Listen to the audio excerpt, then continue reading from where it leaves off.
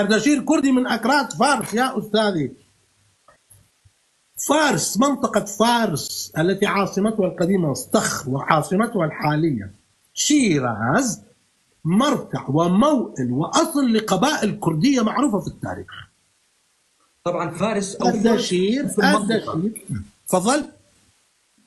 فارس أو فرس اسم منطقة وليس اسم للشعب. أيوة، اسألني ليش وكيف عشان أخدمك. ليش وكيف؟ أنت وين درست؟ شو كانت اسم مدرستك؟ جامعة دمشق. جامعة دمشق. منهاجك بيجي من حزب البعث إلك باللغة العربية صح؟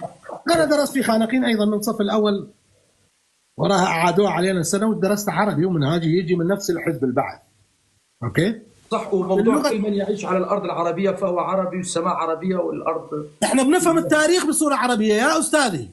إحنا التاريخ فاهمينه بطريقة العرب وليس بطريقتنا الأصلية.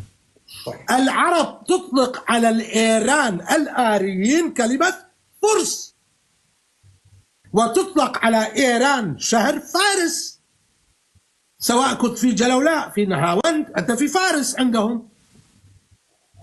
وإحنا رضعنا هذا من مدارسنا وصرنا نعتقد أنه منطقة فارس هم فرس، هم فارس، هم هذول اللي فرس قومية. ما في شيء اسمه فرس قومية، لا يوجد هذا الكلام، لا يوجد في التاريخ. وروح الإيران قول له شو ما تشيء، يقول لك أنا إيران شهري يعني إيران. كلمة إيران في اللغة البهلوية ما لها معنى، ما لها أي معنى. معناها الآري، آري جنس الآري. هم يعتقدون، الزردشتيين يعتقدون. هاي لازم هسه نحكي عن الدين الزردشتي. في الزردشتية في كتاب الأفيستا الرب آهورا مزدا لما خلق الكرة الأرضية خلق منطقة خاصة يسمونها أيريانا فيجا. نص مذكور في كتاب الأفيستا يا أخواني. أول ما خلق أرض خاصة لشعبه وبذر فيها بذرة تسمى أيريان تشثرة. أيريان تشثرة، البذرة الآرية. لأن الآريين هم الزردشتيين يا أستاذ يا حبيبي. في مفهوم عام للآريين استخدموا النازيين والألمان وما بعرف مين، واستخدموا الهنود. احنا ما لنا علاقة بكلمة إيران، ما لها علاقة بالأرينة النازية والأوروبية، ولا لها علاقة بالأرينة الهندية. كلمة إيران وآريان وإيران وأيريان هي كلمة أفستائية من صلب الديانة الزردشتية. إنه الرب آهورا أول ما خلق من الأرض خلق الأراضي الطيبة أيريانا فيجا. فيجا يعني مكان. البذرة الآرية، البذرة تبذرت في هذه الأرض اللي هم الزردشتيين، وأصبحوا قبائل يسمون القبائل الآرية أيريزنتا. وعندما نقرأ هيرودوت واحدة من القبائل الميليدة اسمها أريزنتا بالمناسبة يعني. أريزنتا أحد القبائل الستة الذي شكلوا الحلف الميديا والدولة الميديا. على كل حال كلمة إيران وآريان ما لها علاقة بفرس.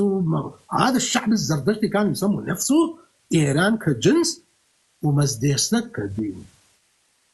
كلمة زردشتي مع كلمة إير وإيران وأريانا هم هكذا، لا يمكن تفهمها. لهذا في اللغة البهلوية يسمون هذا الشعب الزردشتي الذي يعيش في كردستان كلها بأكملها. حروبهم مع الرومان كانت على بلادهم الشمالية الغربية اللي هي كردستان نسكنها حاليا. الكرد مع الروم، لأن الروم كانوا ينصرون هذول الناس. والزردشتيين ممنوع في الدين الزردشتي أن تخرج عن الملة الزردشتية. أنت بس تطلع تصير إيران الزردشتيين إيران كل من على دين آخر هو إيران، يعني نا إيران، يعني غير آري غير زردشتي. وإيران تعني الآريين فقط لا أكثر ولا أقل. إيران تعني الآريين، إيران وليس إيران. حاليا يقولون إيران بالإ والياء الثقيلة والراء والألف والنون باللغة البهلوية إيران وليس إيران. إيران تعني حاليا جمهورية إسلامية إيران اللي بتقتل فينا وبتدبح فينا. ما لنا علاقة احنا في هذا الإيران. قبل 1400 سنة إيران تعني بلاد الآريين. كلمة مقدسة في الدين الزردشتي. أنا إلى متى يعني أصيح؟ هذه حقائق دامغة.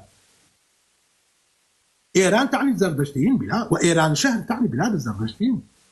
العرب ترجموها بعد الفتوحات الإسلامية فرس وفارس.